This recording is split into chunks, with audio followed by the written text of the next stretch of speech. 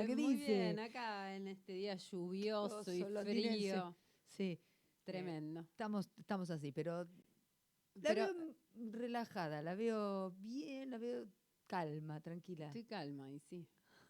Y derecha, muy Tengo que derecha. calmarme. Tengo que calmarme.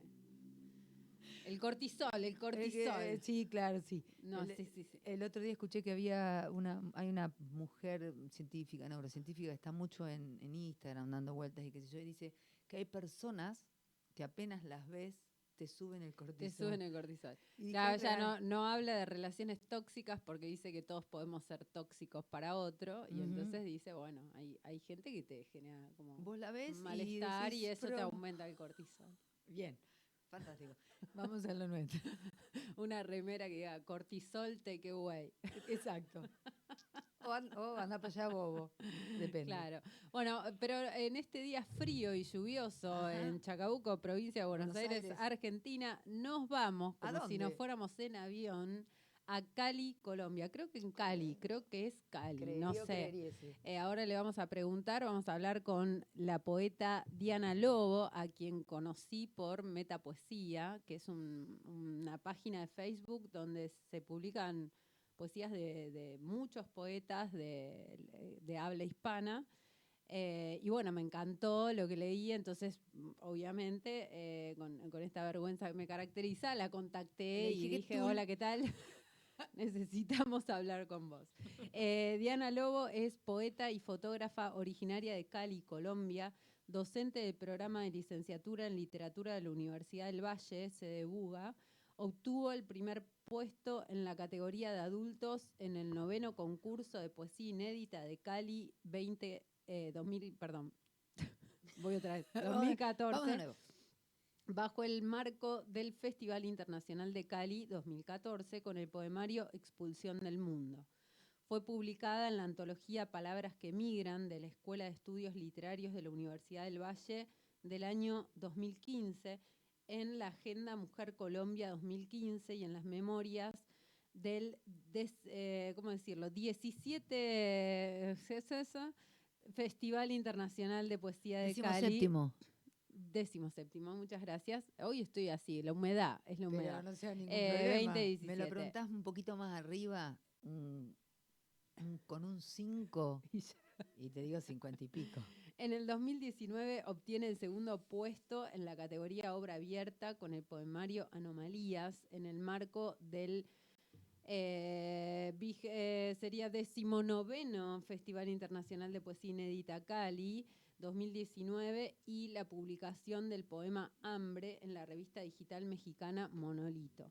En 2020 publica la antología de autor Anomalías, publicada por la editorial colombiana Yesat, y que hace parte de la colección Obra Abierta. Participó en la antología Nueva Poesía Vallecaucana 2020 de la colección Fondo de Publicaciones del Valle del Cauca y en la antología de poetas colombianas Vórtice Lírico 2020. En fotografía ha publicado algunas de sus fotos en medios de comunicación online como la revista Colibrí de la ciudad de Buenos Aires, Argentina, así como la revista Transas, publicación dedicada a la difusión de arte y la escritura. Hola Diana, ¿cómo estás? Hola, buenos días, ¿cómo están? Bien. ¿Cómo se encuentran? Muy bien. Contanos vos desde dónde estás hablando. Bueno, yo en estos momentos estoy en Cali, Colombia, que pues es una de las ciudades provincias. Sí.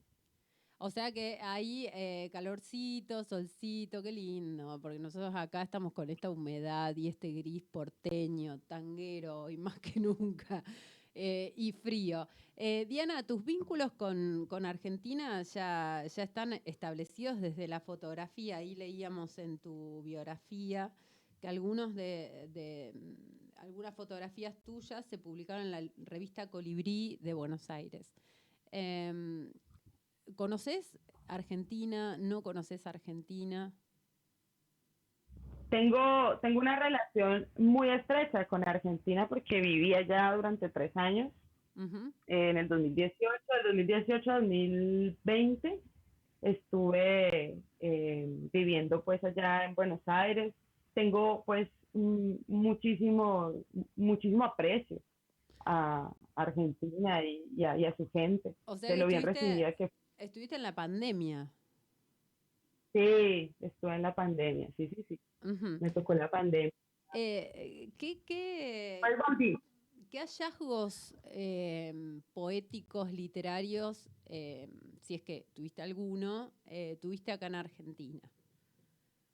Sí, de hecho, en realidad pues uno como migrante se va como conectando como con esa comunidad Ujú, y había una comunidad poderosa en Buenos Aires de migrantes colombianos que gestaron varios proyectos de poesía liderado por una poeta que pues por ahí paso también y la suelto y la recomiendo, que es Liliana Velandia, que es una colombiana también. Y ujú, ella lideró un proyecto que se llamó Parranda Poética y empezó pues a organizar a todos los poetas y poetas que estábamos pues habitando la diáspora pues allá y como de alguna manera queriendo encontrar espacios pues para difundir nuestro trabajo, ujú. básicamente.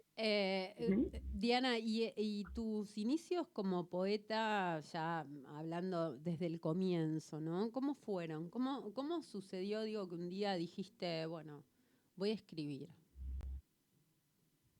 Sí, esa es una buena pregunta porque en realidad yo creo que he visto la poesía como un lenguaje en sí mismo, ¿no? Porque me he acercado a la palabra, digamos, a la escritura, pero también he estado explorando la poesía en otros lenguajes. Pero digamos que empezó desde muy niña, ¿sí? Cuando estaba muy pequeña, recuerdo leerme los poemas de Gustavo Adolfo Bécquer y enamorarme pues con su poesía Ujú, y después de eso empezar a escribir a los 12 años, tal vez empecé digamos con la palabra en ese momento, pero pues también hacía otras cosas, exploraba con otros lenguajes eh, y digamos que ese fue como mi camino de infancia, adolescencia, ¿sí? Porque realmente la decisión de la escritura ya nace un poco después, a los 17 años, que ya me enamoro absolutamente de la palabra y empiezo pues a circular por diferentes espacios en mi ciudad y a explorarme y a conocerme, porque yo creo que la palabra o la poesía parte de ahí, de un autodescubrimiento. Cuando hablas del autodescubrimiento, ¿hablas de la construcción de una voz poética o también de cierto desvanecimiento de la idea de función comunicativa del lenguaje, digamos? No, ya el lenguaje no es lo que habitualmente dice o acordamos que dice, sino que pasa a ser otra cosa. ¿Cuáles fueron los descubrimientos? Sí, yo creo que bastantes, porque no estaba la poesía desligada de mis perspectivas, pues, como políticas. Entonces, por un lado era ese descubrimiento de esa voz, como vos lo planteás, Ujú, esa voz estilística, esa voz con la que yo me sentía cómoda, pero por otro lado también era un cuestionamiento al mismo tiempo de qué era lo que yo quería contar o qué era lo que yo quería versificar, a qué me quería yo enfocar. Y de alguna manera ahí sí estuvo como esa parte de autodescubrimiento, porque entendía que la poesía para mí tenía un compromiso político desde mi lugar como mujer, ¿no? Y ujú. desde mis acercamientos al feminismo también. Entonces, de alguna manera creo yo que mi poesía ha estado como en esa búsqueda de autoconocerme yo como mujer, Ujú. feminista, pero también como mujer lesbiana.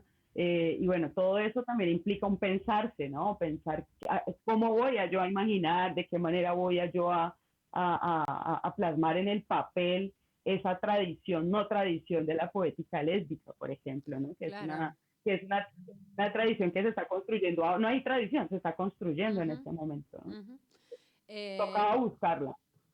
Claro, en Argentina, bueno, hay distintas voces poéticas que toman esta posición política de la que vos hablás y que han recibido reconocimiento. Me pregunto cómo es en el caso de Colombia, cómo lo viven. Si, recién decías que es un momento de construcción de un Sí, espacio. en Colombia yo creo que estamos en esa apertura de caminos, ¿sí? Indudablemente cuando uno se posiciona en este lugar, pues empieza a ubicar ciertos márgenes, ¿no? Ujú, Y pues digamos que está bueno, para mí ha estado bueno eso. Los márgenes me han permitido también explorar muchas cosas. Afortunadamente también he tenido posibilidad de participar en grandes convocatorias ujú, y se me ha, digamos, abierto la puerta, pero yo creo que hay una puja, hay una tensión, hay un tener que estar como encontrando espacios, buscando, luchándolos, etcétera, etcétera. No es, digamos, no está tan abierto, digamos, ujú, todavía. No hay un mercado de consumo que desee, pues, como leer sobre diversidad o que quiera leer poética que refiera a la diversidad. Yo creo que todavía estamos un poco lejos de eso, pero se está abriendo y pues hay que esperar a ver qué pasa en unos años. ujú. Eh, Vamos a ver qué Ojalá sucede por ahí. pronto todo el mercado acompañe el movimiento, me refiero al mercado editorial y los Mm, lectores, ¿no? Por supuesto que debe haber muchos ávidos de encontrar ese tipo de decir dentro de la poesía. Em, sí. si vos vieras tu poesía de los comienzos vista desde ahora, ¿en qué dirías que ganó? Uf, esa es una buena pregunta. Yo, pues no sé, yo creo que todo, mm, yo creo que ganaría. A ver, esa es una buena Ujú, pregunta, me dejas un poco pensando, pues no sé. difícil, sí. A ver, yo diría que obtuvo, bueno, en principio la exploración general de todo, ¿no? Como voy a probar con esto, voy a mirar esto me gusta, este poeta, esto, bueno, es decir, todo como muy abierto en una búsqueda. Y yo siento que ahora lo que ganó es que encontré, digamos, algo con lo que yo me sentía cómoda, ¿sí? Eh, entonces, creo que ya encontré esa voz, ¿sí? Digamos que por ahí lo que puedo decir que gané en ese sentido de sentirme más segura con mi escritura ahora y sabiendo cuál es el norte, hacia dónde la quiero dirigir, Ujú, teniendo más conciencia de ella, ¿no? Antes uno está pues expresando todo lo que se le viene y ahora estás como pensando bien realmente qué es lo que quiere transmitir. Y a ujú, veces también viene el silencio, ¿sí? Es decir, el silencio me lleva a mí a explorar otros lenguajes, entonces llego a la ujú, fotografía o a la pintura. Entonces creo que lo que he ganado es que ya no tengo esa afán, esa prisa de escribir sobre lo que sea, sino más bien como sentarme a pensar realmente qué es lo que quiero expresar. ujú. ¿Y qué perdió? Si es que perdió algo. Sí, perdió, a ver, pues yo creo que así mismo pierde tal vez esa espontaneidad, ¿no? Esa espontaneidad se va perdiendo, como que ya no fluye así tan libre por el mundo, sino que ya Ujú, está sujeta pues como a control. Y yo creo que ahí se pierde también mucho, esa libertad se pierde un poco. ujú. Sí, es difícil, ¿no? Porque esto que decías, ¿no? A pensar, me siento a pensar qué voy a decir, ¿no? Un género literario donde este discurrir del pensamiento va asociado también, digo, porque hay una idea que la poesía es sentimiento, ¿no? Pero las ideas también aparecen dentro de la poesía. Y esto que decís, a veces las aborda el silencio, ¿no? ¿Te referís al blanco en la escritura, a no poder escribir o a qué? Sí, yo pienso que tiene que ver con, pues no sé, al blanco el no poder escribir y al asumir que la poesía se está gestando internamente también, Ujú, ¿no? Me he dado cuenta de eso, que la poesía la va gestando uno ya va escribiendo sus poemas internos y cuando llega el momento pues sale la palabra y escribe, ¿no? Y así funciono yo, digamos, en temporadas así de silencio, donde sé que se están gestando sentires, pensamientos, experiencias y ya ujú. luego los plasmo, ¿sí? Entonces para mí el silencio es importante A la hora porque necesito procesar. perdón, a la hora de corregir, vos decías recién, bueno, me siento y escribo una vez que vengo pensando, digamos, ese poema, invocándolo de alguna manera en lo que sería la interioridad propia. Decías escribo y a la hora de corregir, ¿cómo lo haces? Sí, mira que es curioso porque yo creo que todas las personas que, o sea, cada persona que escribe tiene maneras y mañas Ujú, o como costumbres distintas, ¿no? ujú, Eh, en mi caso, yo escribo y automáticamente estoy haciendo proceso de edición, ¿sí? Es decir, yo estoy escribiendo y estoy editando al tiempo. Por eso me va muy mal escribir en cuaderno. O sea, me va muy mal en cuaderno porque lo que termino tachando es todo, ujú. básicamente. Entonces soy de hacer la corrección inmediata en principio. Ya luego vuelvo y tomo el poema, lo suelto un tiempo y vuelvo y lo miro y lo vuelvo y lo reviso. Y todavía me pasa que abro poemas y los estoy corrigiendo todavía, cositas, detalles. Creo que nunca para, ¿no? Si uno se puede Ujú. quedar toda la vida corrigiendo un poema y finalmente, como le he dicho yo a varias personas, que uno puede terminar hasta dejando un poema en un verso si uno se Claro, pone en esa dinámica. siempre con el riesgo, ¿no? Siempre con el riesgo de imponerle al poema. Digo, uno siempre está en el riesgo de imponer que el poema diga algo en torno a lo que uno quiere que diga o dejar que el poema Sí, hable. ¿Dónde decís, sí, es bueno, cierto. acá me detengo? Ah, bueno, sí, eso, mm, yo creo que está en el momento en el que ya me siento satisfecha con su música, cuando siento que ya, incluso hay cosas que puede que no, que en cierto momento no me gusten, pero siento que le llevan bien o le va bien al poema, ¿no? Ujú, Estoy pensando más en el poema que en mi gusto. Y eso también me parece que es algo que uno aprende, ¿sí? Se aprende a desenamorarse de sus propios escritos, desenamorarse de su propio trabajo, porque uno a veces se enamora de lo que escribe y no quiere borrar palabras o no quiere eliminar, y luego tú dices, no, hay que dejar que el poema en sí funcione sin que tu apreciación esté ahí todo el tiempo. Entonces creo que está ahí, yo lo dejo ser al final y finalmente lo que va a medir eso es la publicación, ¿no? Cuando tú publicas un texto, se ha muerto, ya, ahí quedó. ujú. Ya no hay nada más que Que hacer. sea de otros, ¿no? Pero, ajá, exactamente. ¿Hay algún Pero sí, momento donde se lo das a leer a otros poetas, digo, antes de la publicación, o amigos, o algún lector cercano, o salteás eso directamente? sí, sí, a veces tengo personas alrededor a quienes les estoy compartiendo de vez en cuando los poemas antes de publicarlos. Eh, sí hago ese ejercicio, aunque la verdad soy muy solitaria con mi trabajo, sí, realmente hay que decirlo que siempre he sido más de escuchar mi voz interna Ujú, porque, porque también pienso que está bueno que te lean y de hecho lo hacen y me gusta, pero también siento que tengo que confiar en esa voz interna propia y no dejarla tampoco perturbar, porque pues cualquier persona siempre te va a dar millones de ideas mejores ujú, para escribir lo que estás ujú. escribiendo. Qué difícil, Entonces, ¿no? creo Qué difícil, digo, esto de confiar en la propia voz. Cuando sí, hay, hoy lo decías en otros, en relación a la poesía respecto de la diversidad, ¿no? Eh, y cómo, digamos, hay que ir abriendo espacios. Uno puede pensar también desde lo estético, ¿no? De lo que el mercado de alguna manera instala y las nuevas voces que aparecen. Digo, hay momentos donde no confiaste en esa voz y dijiste, bueno, no, me estoy equivocando o fuiste igual contra viento y marea.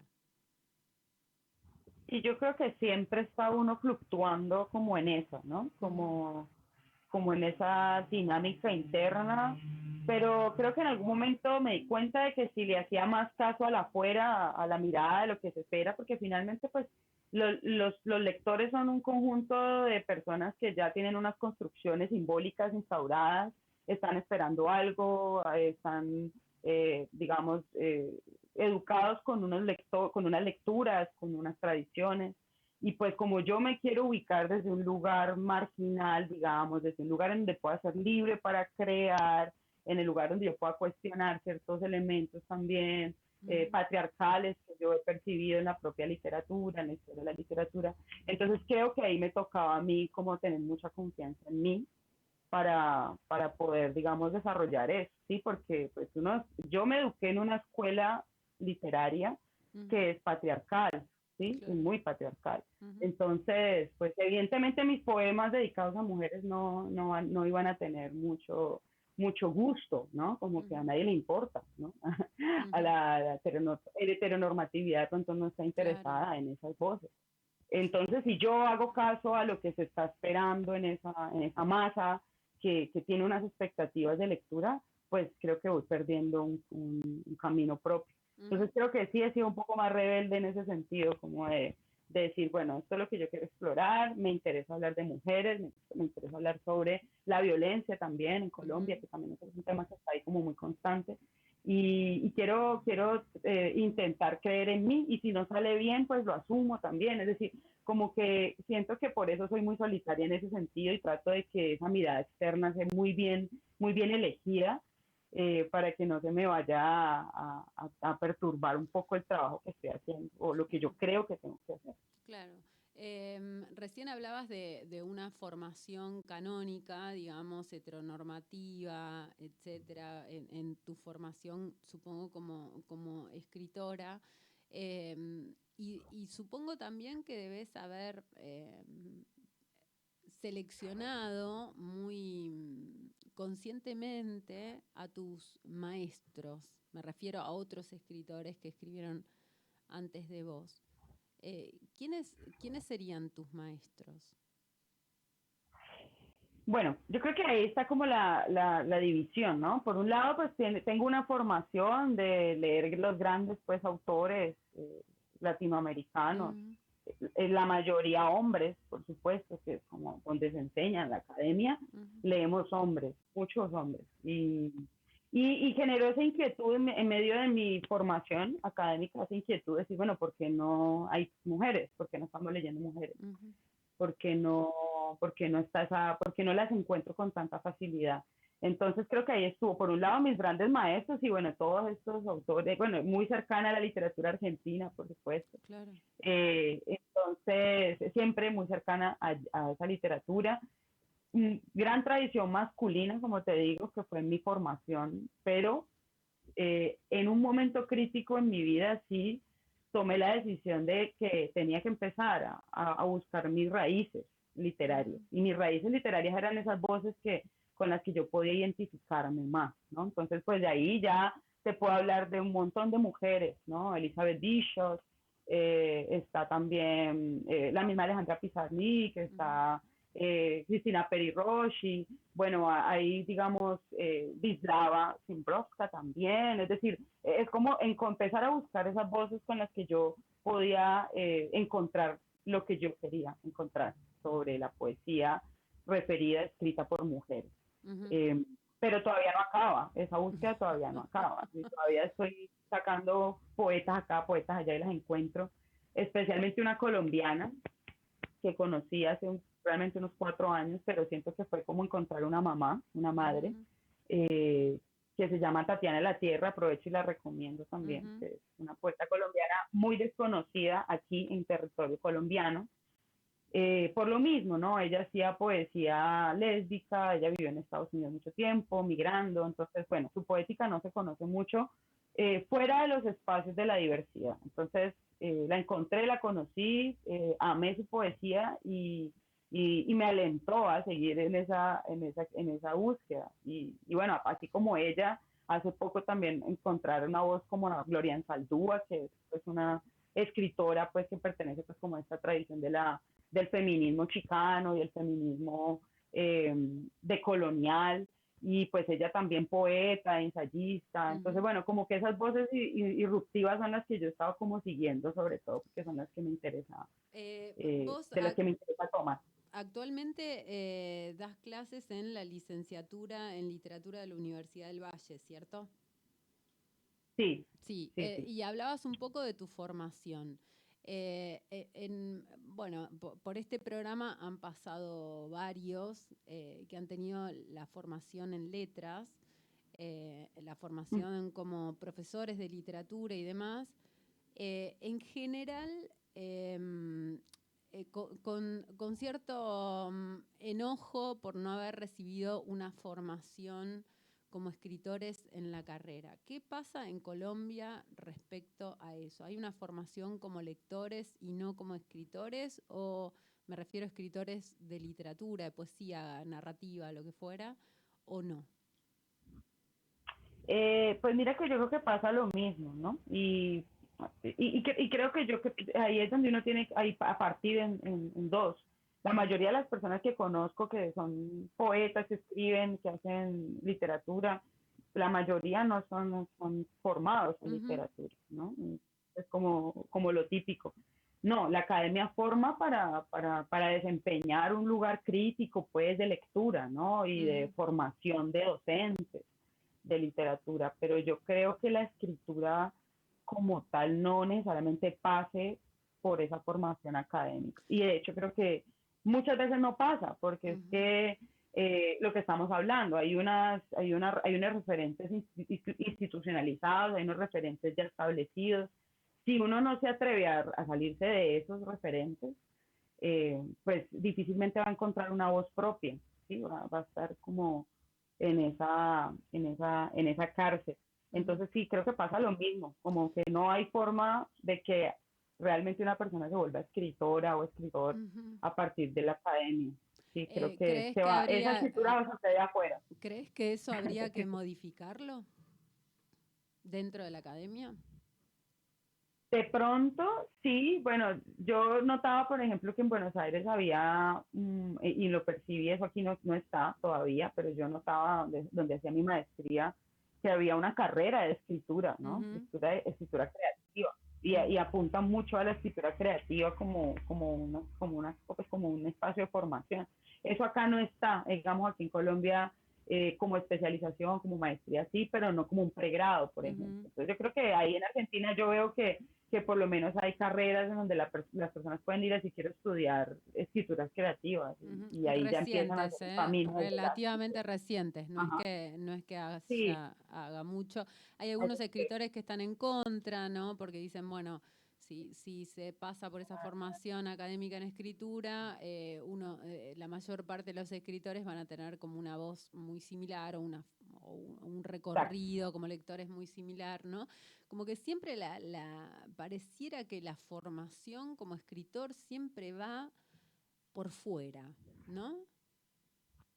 Sí, total. Yo creo que tienes toda razón. No había pensado en eso. Sí, se vuelve uniforme, que es lo que le pasa a uno cuando está en la universidad, que está Ujú, leyendo los mismos, está escribir de cierta manera, lo que se espera, lo que se desea, ujú, y si uno no está haciendo su trabajo de autodescubrimiento, por eso digo que la poesía y la escritura tienen mucho que ver con cómo uno se conoce a sí mismo. ujú, Si uno no hace ese trabajo de autoconocimiento, no encuentra voz.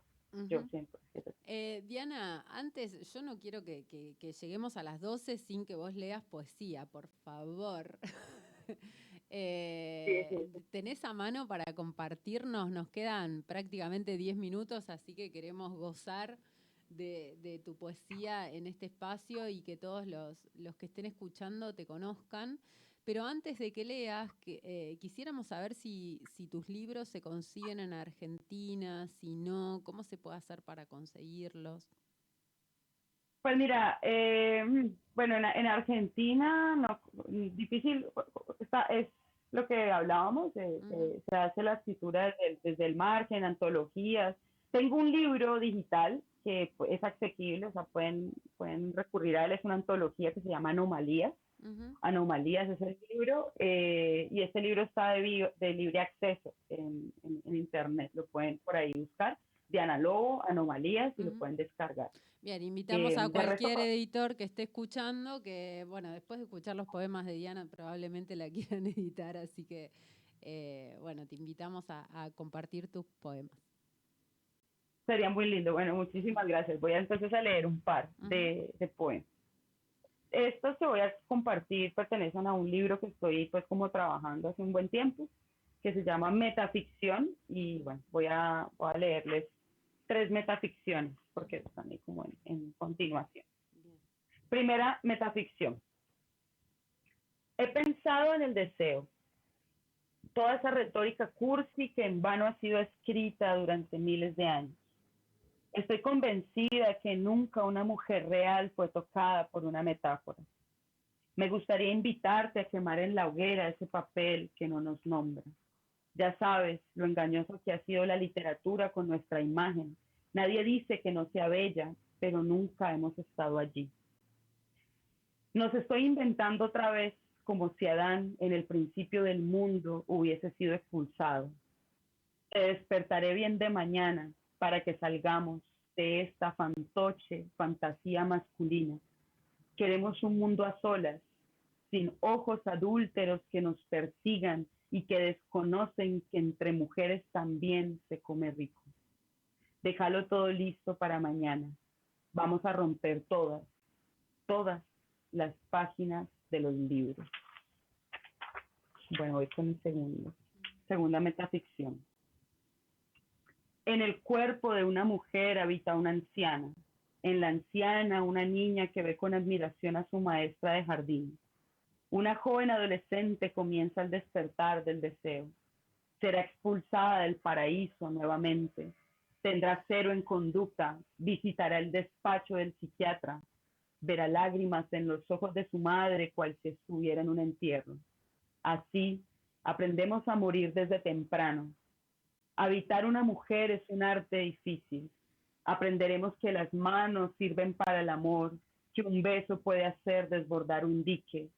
Aprenderemos a desvestirnos a escondidas sin ser descubiertas antes de tiempo, y seremos descubiertas y nos parecerá bien.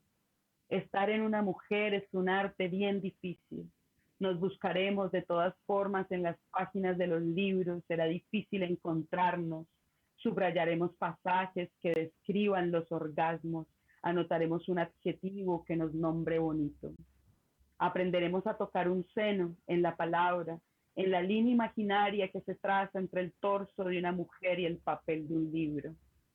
Aprenderemos de nuevo a grafitar el orificio de los cuellos, habitaremos el destierro del lenguaje. Voy con otro por acá. Imagen.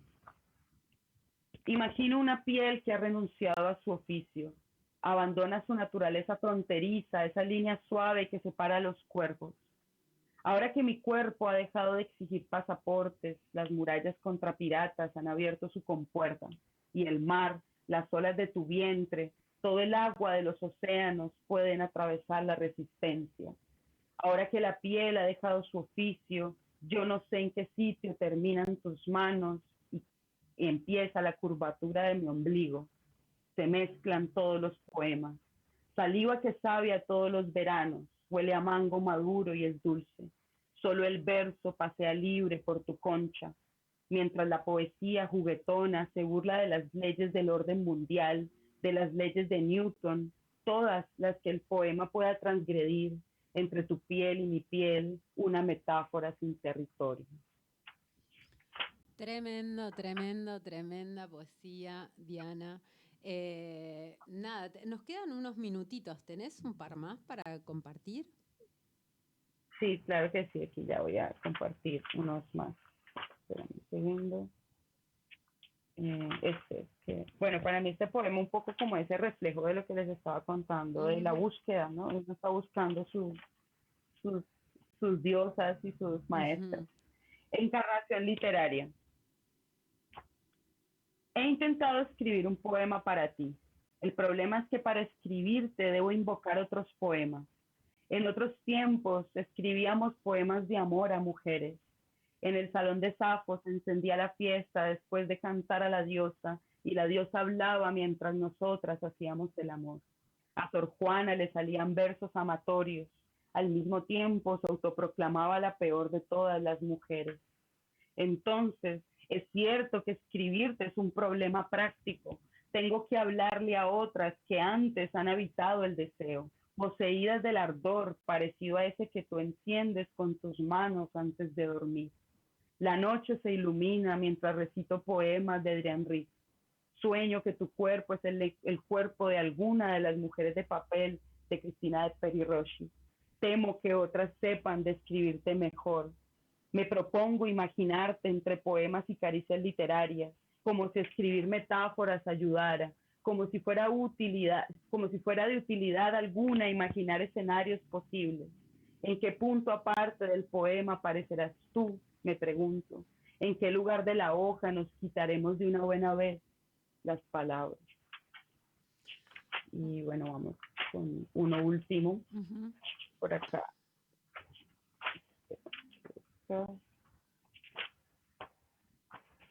Me dan un segundito, sí, que lo Sí, busco. busca tranquila. No hay problema.